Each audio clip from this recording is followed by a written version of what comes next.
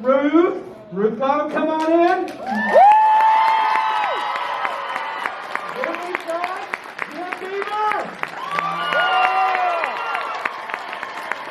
And then last but not least, come on up. You got it.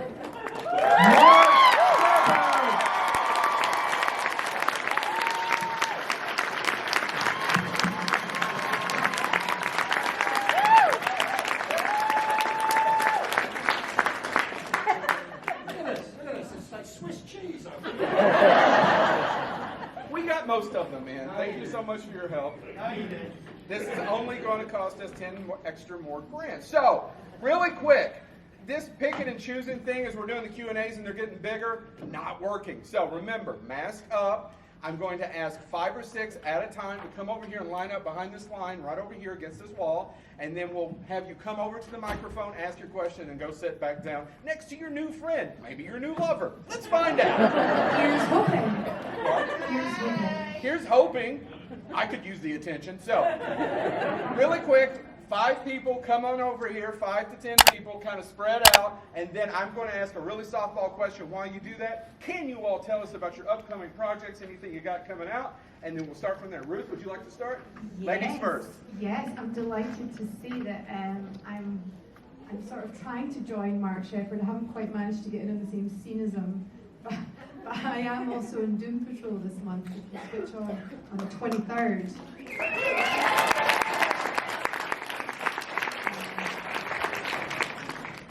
Still working there? Yeah. Yeah, still working there. You look much younger in person than you do on Doom Patrol. Pretty old in Doom Patrol, honestly. And a little bit worse for the wear, shall we say. Well, I just started work on, it's a new series for me, it was on last season without me, called Be Positive on CBS. And it's shocking. I'm playing an old guy. Yeah. So and that premieres October 7th. So. Thank you. Last but not least. Still doing the trash collecting business. You really were getting the hang of the door. It was. But these people obviously don't understand that if they just hobble and sit. So these 10 people out there don't get to sit down because you guys are mean. We're Americans. We do not follow rules very well. All right. We'll go ahead and get started. Our first victim is... Come on up and ask your question. And I was just wondering, what was y'all's favorite thing to work on that y'all have worked on? Did you get the question? Yes. Did you hear? I got to work with this amazing actor called Mark Sheppard. Everything's been downhill since. Don't go there. Don't go there. Well, Mark, I think you're blushing a little bit.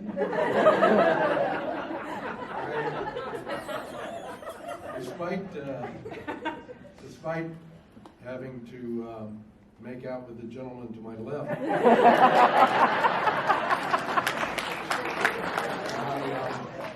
my career has had some highs.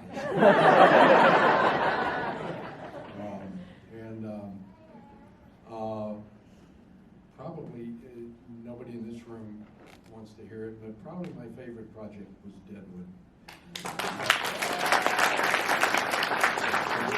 That was a close second, very close. Even with this guy.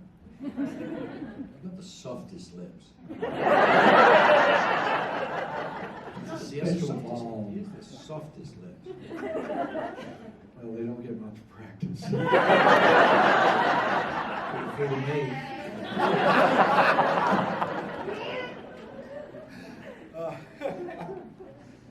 got a favorite project? No. All right, next question.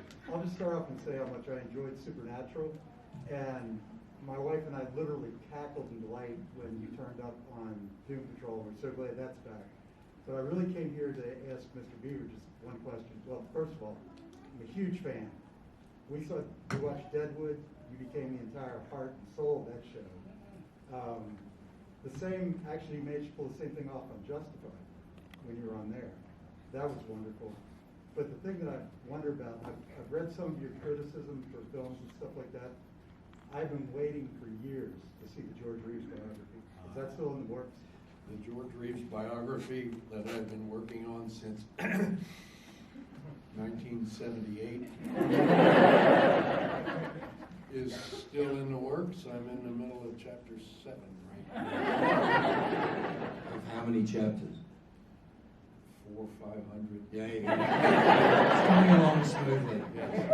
I'm just waiting until everyone who's ever heard of him is dead. Perfect marketing strategy. It is. I love George Reeves. I think George Reeves is vastly underrated. Oh, I think so too. And If you don't know who George Reeves is, I don't. George Reeves played Superman on television in the 1950s. And he also has a couple of interesting parts in little movies like Gone with the Wind and From Here to Eternity. yep, So, Reeves. Reeves. And then Christopher Reeve.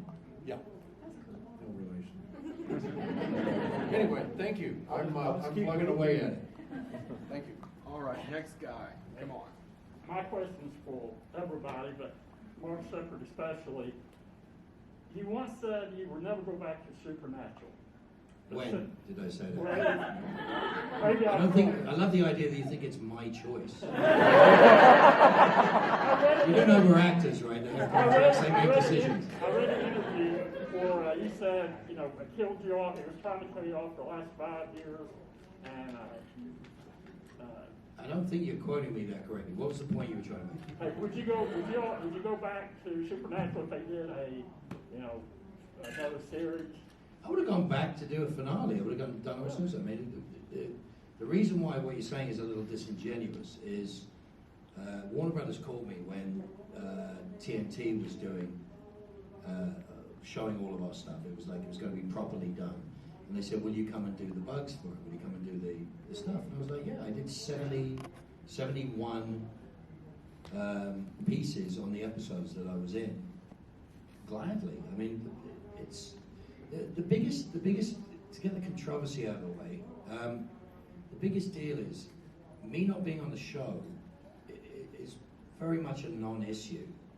My friends were all continuing to work, and I'm very happy that my friends were continuing to work, and I was really happy that the show was continuing, and I was looking forward to seeing how they were going to steer, the same way as season 5 steered into season 6, which Sarah did so brilliantly, and then Jeremy steering season 7 into season 8, going back to Angels and Demons. I was interested to see where Andrew and everyone else was going to take it to, and it's a massive job to take a show that's been on for that amount of time. And it's a huge distraction for every conversation to be about, when's Mark Shepard coming back? Or because it's not about that. It's about Crowley. It's not about me. It had nothing to do with me. It's about Crowley. And Crowley's time on the show was Crowley's time on the show. And now nobody's on the show. So it's about as egalitarian as it gets. But actually, you're done. I'm sorry, I'm still on the show in hell. I'm still in hell. You're still in hair and makeup, actually. Telling everybody what to do. But the thing of that is it's not pitting people against people. It's the reason why I didn't go to do creation gigs in 18 and onwards was because I didn't want to sit with my friends and have non-stop questions about the rights and wrongs of what's happening with Crowley. I mean, it's still a show. You guys got, seasons 13, 14, and 15 without me, and I got to get to do some of the things I wanted to do, separate from that. But it's not animosity. I mean, I knew when the playing field is leveled, it's all done. I'm a sizable part of that show, it's a very sizable part of that show. And I loved doing it. I loved working with the people I work with. Any long-form show that's been going on that long, there are ups and downs. Like, I think season 7 sucked. But I think season 7 would have been... Right. I genuinely believe now that season 7 would have been a really good season 12, for example. So it's, you know, I mean, there's highlights in that. There's stuff we got to do Weekend at Bobby's. That was a highlight of us two, and you know, and Ruth and myself. Yeah, it really picked up season 10, episode 6 or so. There was, yeah, but there was, and then there was and then, you know, there's some flat spots and whatever, but you've got 15 years of writing shows. They did an amazing job. And then, you know, it moves, and it's supposed to move, and it's supposed to change. But this, you can't have little fan wars about, this should have happened in season 28. You know, so yeah, so I'm just happy we're all on the same playing field. I would love it if there was another series or a movie or something, right? Just you and me. Well, like,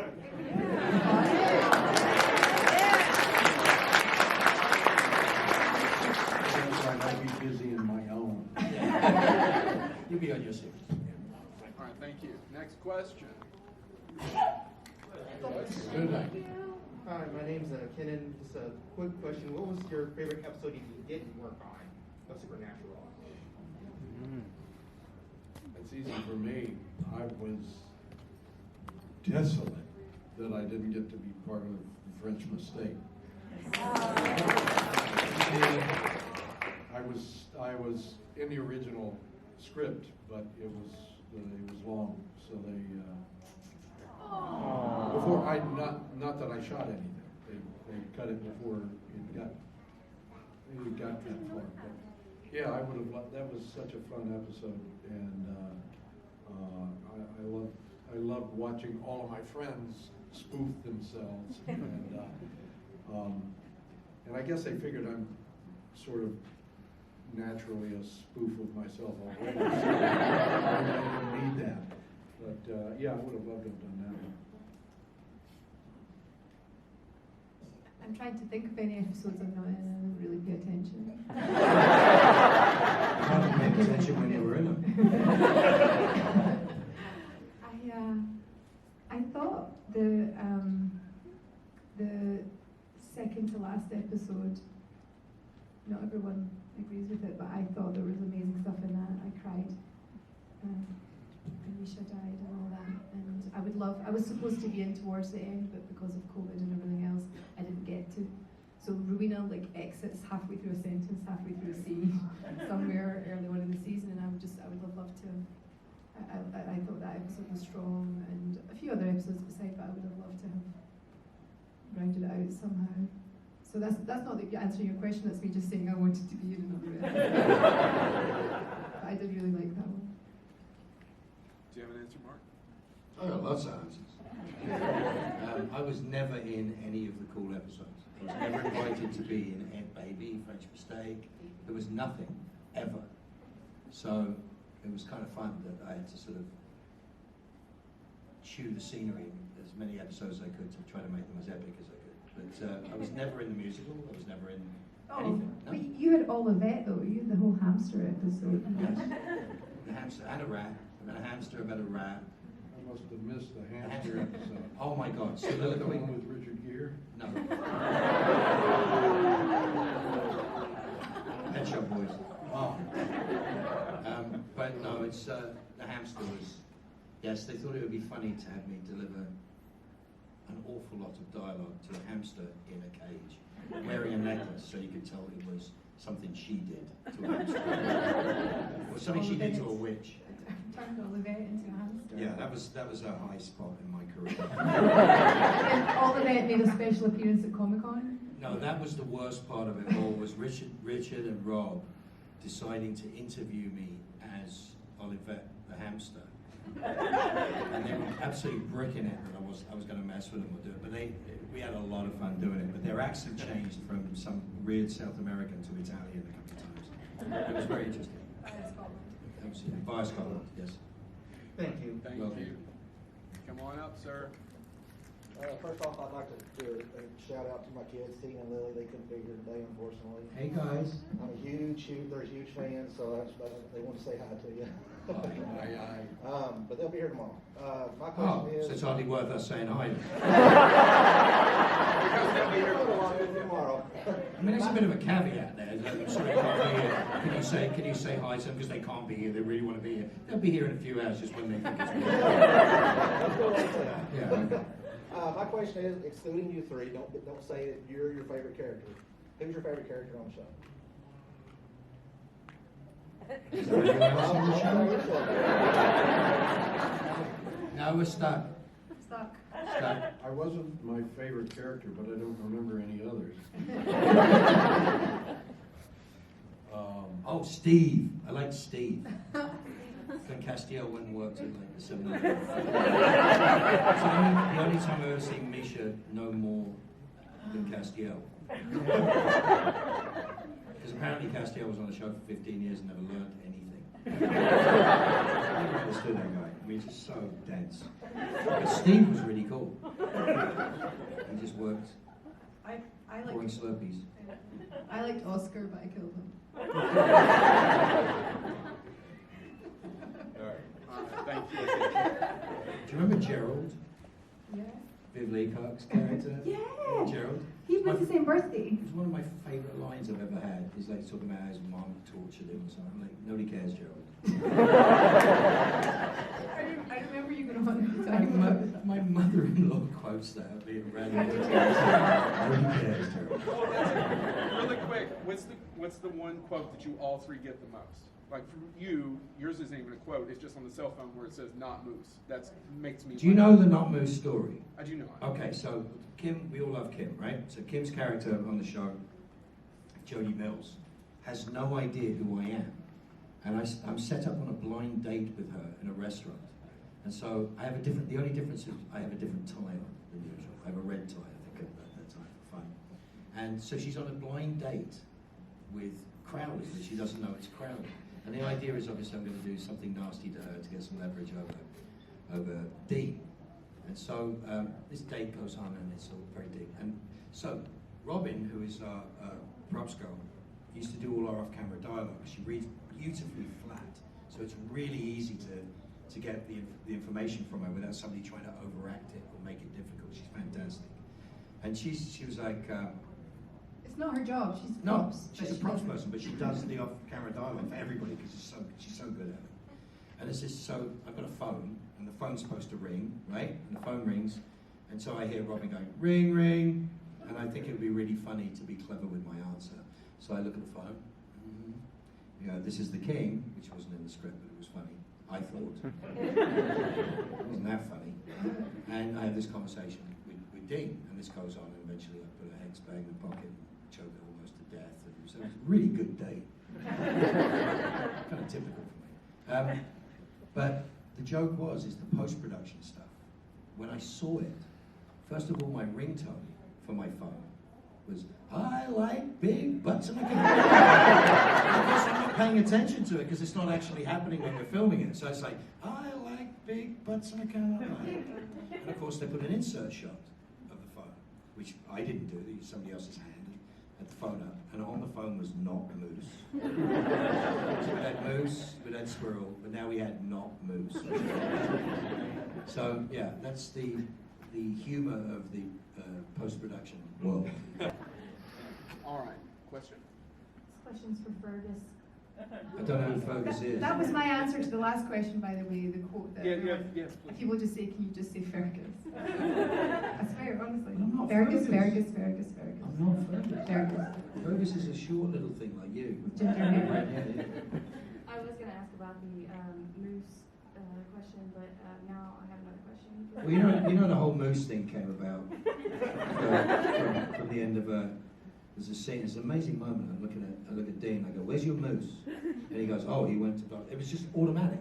And that was it. It was over. I called him Gigantor, mop-headed lumberjack, all this stuff had been going on. And we're trying to find something that would stick. And then moose, and you go, "Okay, Jared is really tall and he has a lot of upper body strength. He flips like 400-pound tractor tires all day. He's really weird, very strong.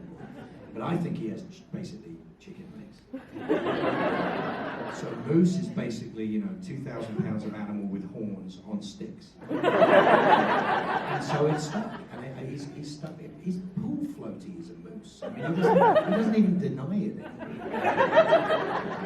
I guess what I really want to ask, if you think your character had not been killed off on the show, what do you think your character would have gone on to do throughout the seasons up until season 15?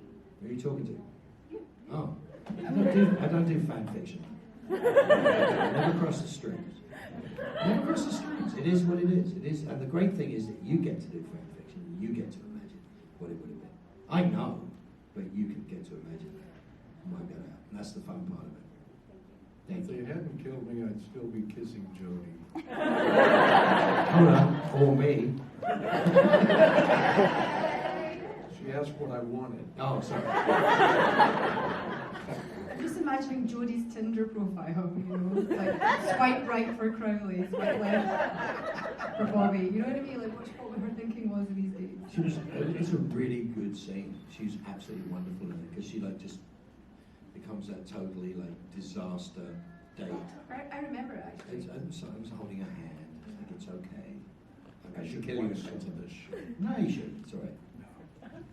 All right, next question. Somebody dressed as me. See? I'm back, and y'all are really not inclusive of short people, are ya? Short people got no reason.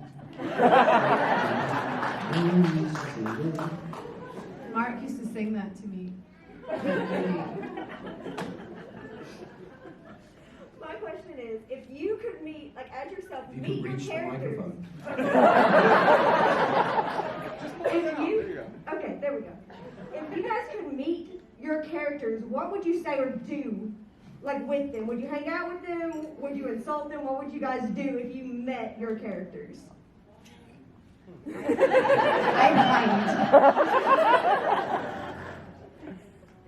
I am my character. I think that's the truest answer.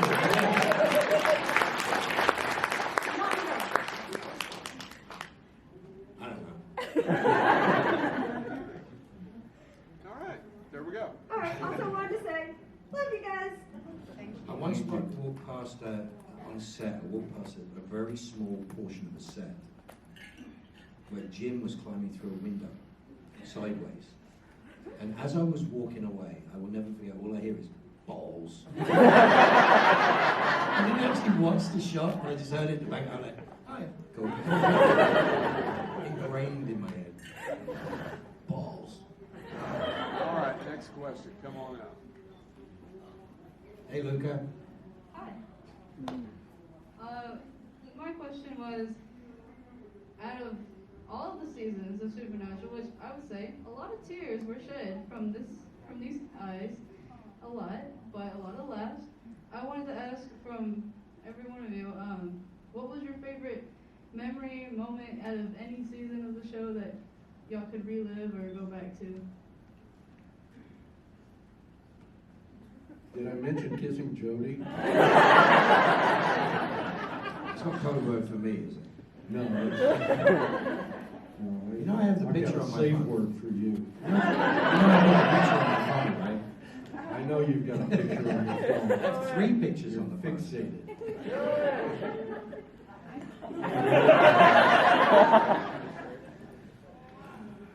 Sorry, talk amongst yourselves. Yeah. I'm trying to choose between a story where it makes me look bad or good. There's 2 different stories. Tell them both. Jim. No, I remember this one. No. Jim, it's worse. Just to let you all Look at know, the sheer fear on his face at that moment. those are real pictures. He really does have them on his phone.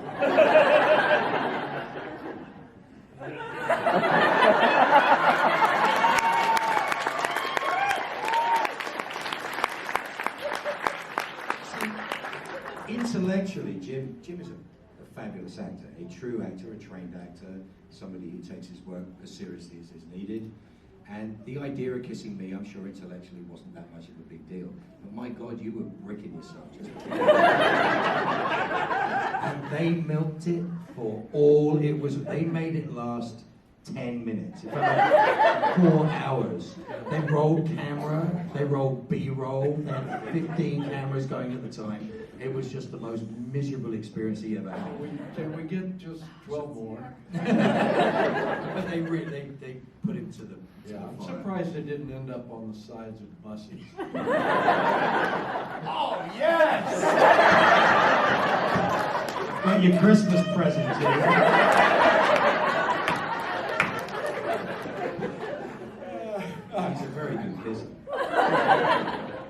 Absolutely. Ruth, do you want to share your story? I remember my first scene, my first sort of day with Mark, and it's the bit just before he said, "Mother," for the first time, and I was nervous, obviously, it was a new show for me, and I did my take and I improvised the meow at the end, and the actual Bob Singer said to me, "Okay, Ruth, you can go home now because you've been very, very good. Mark, you need to go again." And it was just, that was from the very get-go. It was fun. It was always fun. We worked really hard and we had a lot of fun doing it. I mean, if you watch the blooper reels, we never manufactured anything. That's just because we're working hard and fast, and sometimes the dam bursts, right? I mean, 3 o'clock in the morning in Panther paintball, you're freezing your ass off. You know what I'm saying? We've all done it. Every one of us has done it, and that entire crew and that entire cast is a joy. It's the only way you can get through 3 o'clock in the morning on Saturday morning. They got me in my 6th season. I finally accidentally said the word vulva rather than the Latin word I was supposed to say. Oh, they wouldn't let that go. In front of 5 grown men. And that was it for 10 minutes. Are you done? I had a hot flush. Did you ever see the outtakes from Rather Be Slapped in the Face by a girl during sex by a girl in the Zorro mask? Jensen, who never fluffs anything, could not get this line out because, of course, Jared jumped on it the first time he fluffed it. There are apparently 38 takes of that. It is evil what we're doing to him. Our gag reel for that year was punctuated by more and more of these takes in between. It was a vicious place to make a mistake. We played hard. We did play hard. We worked really hard and we played really hard. It was a joy. So I'm glad you guys enjoyed it. Thank you. Next question.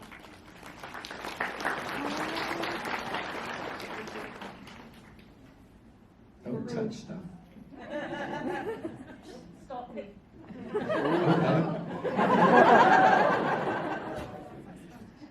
You're gonna make me forget what I asked. Oh, I made you forget. Are you signing all this? Yeah, she is. Cool.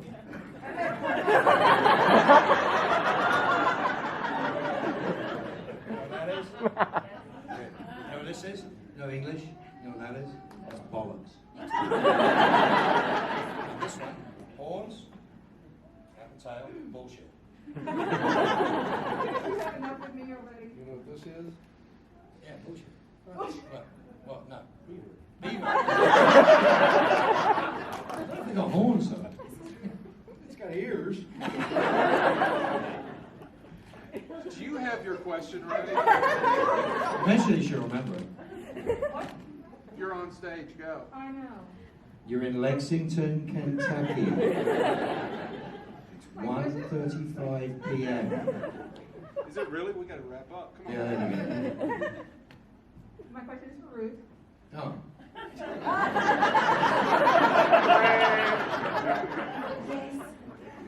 What did you think about the way your character ended, and would you have wanted something different? I mean, for Rowena's arc to end where she's the queen of hell, I mean, that's everything, right? It's everything I could have hoped for Rowena. And I just wish I'd had a chance to swan around ordering pink champagne, eating chocolates and torturing people on camera. I wish I'd had just a chance to. I haven't, son. And I was very proud of you for doing that. I just wanted to sort of show him up and do an even better job of being me. I wish that, there's nothing more I could have asked for. It was it. It was amazing to me. It's a large workload for a very small amount of money, which takes an awful lot of time. So it's not always easy to get actors who do regular TV roles to have the time to do this stuff, because you have to commit a lot of time to it. Because if you get an anime series, you'll be doing that voice for lots and lots of weeks, and it's really, really difficult to commit to that much time.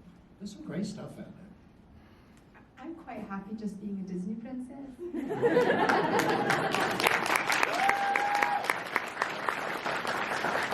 I was going to say that. No, years ago, I got hired to write anime. I didn't do it because I didn't think I could figure out how. That's the closest I've ever come to knowing what an anime character is. So I can't really answer the question. Are we talking like Pikachu? Thank you. All right. Let's get through the last one. Hi, I'm a big fan of the show, obviously, or we'd be here, but it got me through a lot of really tough times in my life, and I don't have a question, I just wanted to say thank you.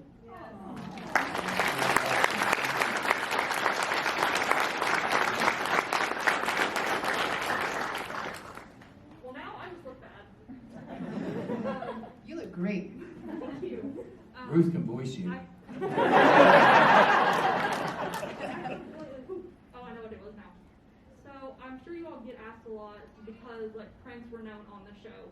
What is the worst prank that Jared ever played on each of you?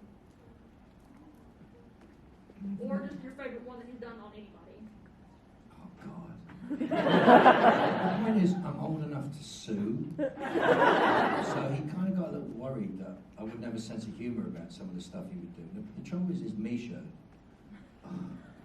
Misha bit all the time. There wasn't a time when he didn't bite.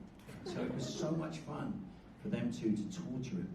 So he goes to direct his first I episode. thought you meant physically bite. Grabbing him by the nuts while he's doing a scene is not exactly the easiest thing in the world.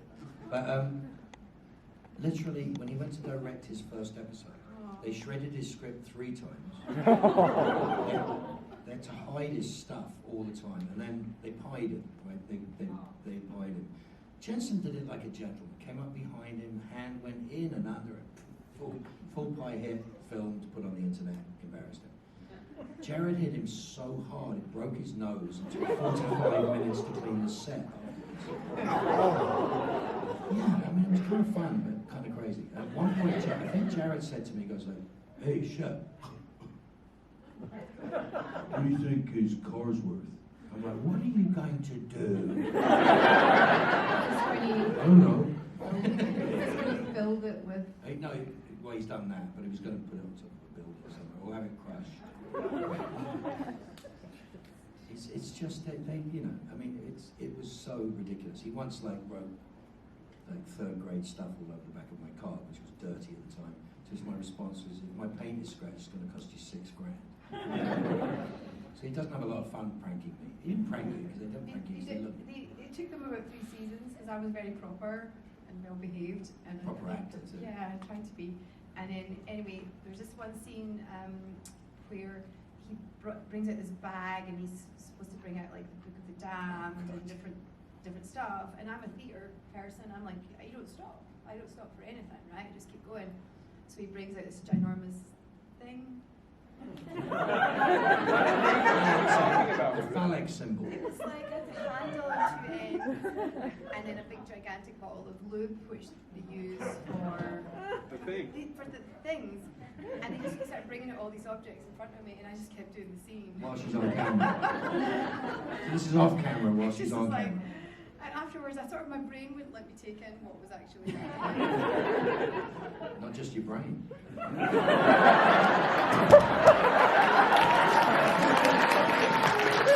You can't serve yourself pause. You cannot serve yourself pause.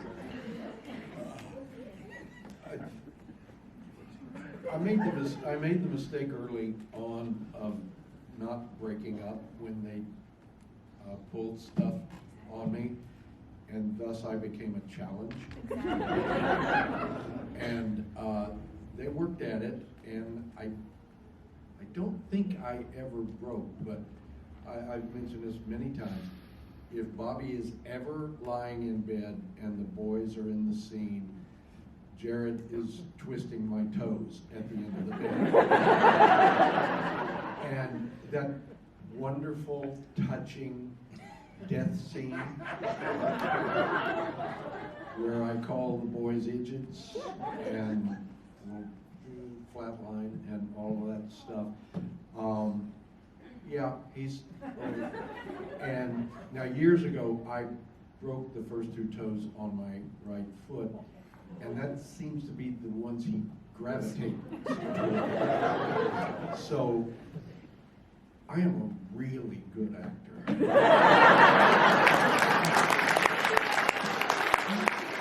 remember the kitchen? You done a scene in your kitchen with the post kiss. The kiss only exists on the photograph. It doesn't exist in the show. But he ripped a fart that was so loud in the middle of my dialogue. I couldn't avoid it. It was on. It was as loud as it could be.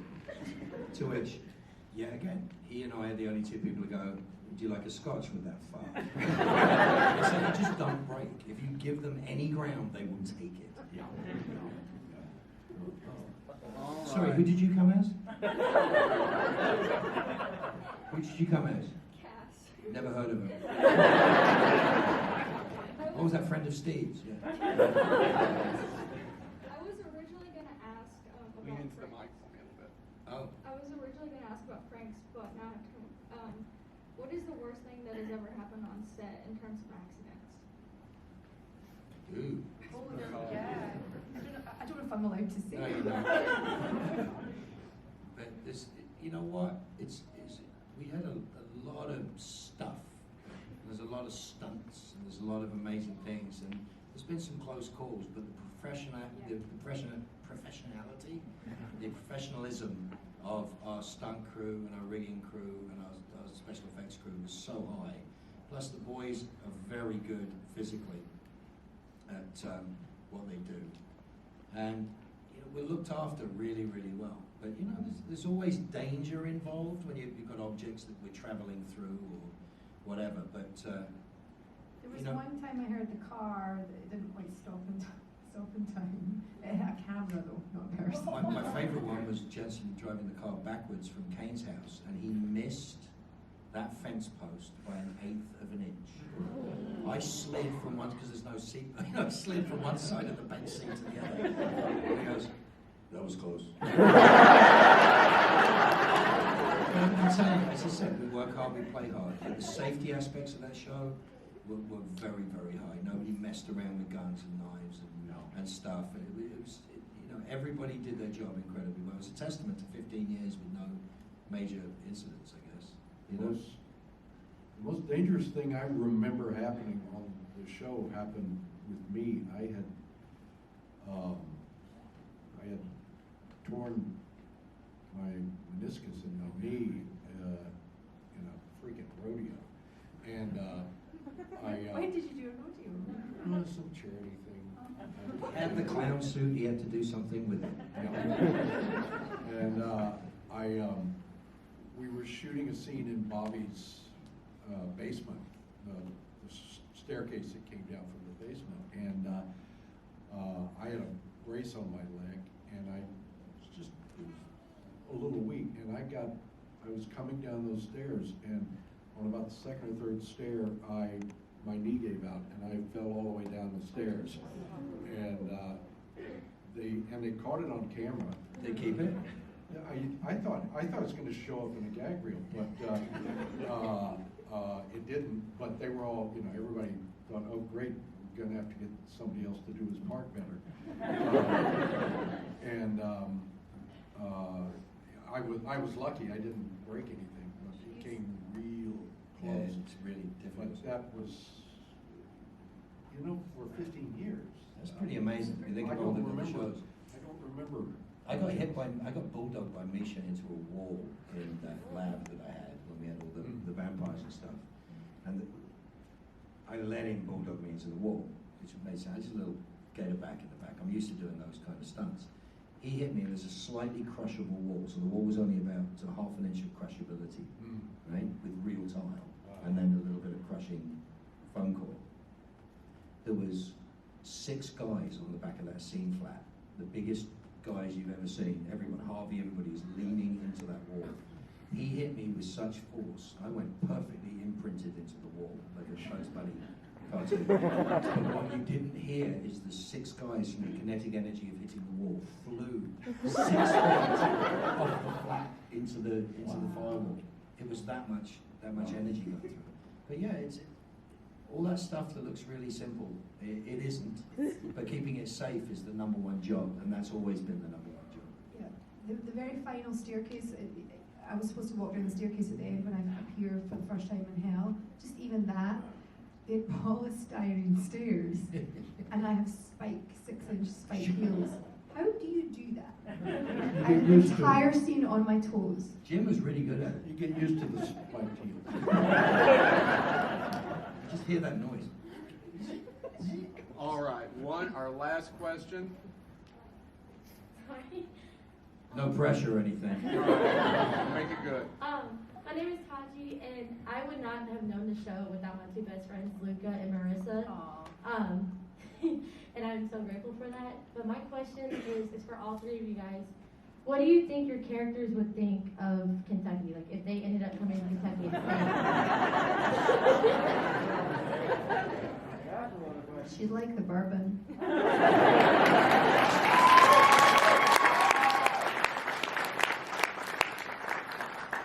Do they have that here? Little. Well, Bobby's from South Dakota. Anything's going to be better than that.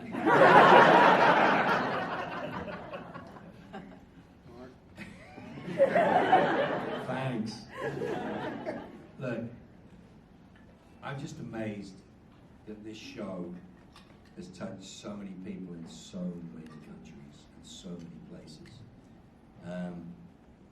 You know, some places we're dubbed, some places we're subtitled, but we have been all over the world. And as I've experienced, and I think my friends would agree with me, we've experienced nothing but love when connected to this show. And we're proud of the Supernatural family. There's a reason why we call you guys the Supernatural family and not fans. What you do behind what we do, how you support each other, how kind you are to each other, how inclusive you are of each other is a massive big deal. And nobody cares in this room, as far as I can tell, where you're from, what colour you are, who you do or don't sleep with, you know, what your background is, what your future's going to be. All they care about is about being kind to each other. And I think it's an incredible movement for good. It's timely. I mean, Supernatural is a sort of catalyst for it.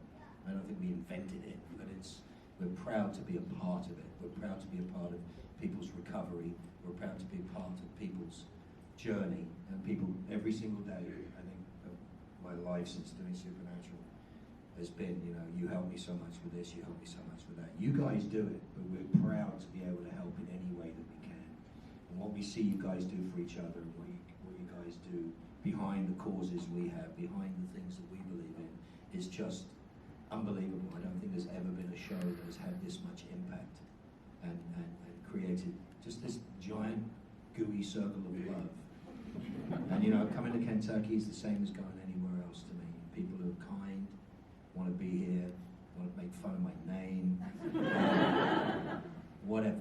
But the truth is, it's all about love, and it's been one of the greatest experiences of my life. My life would not be the same if it wasn't for Supernatural. And I owe you guys so much for that. And with that,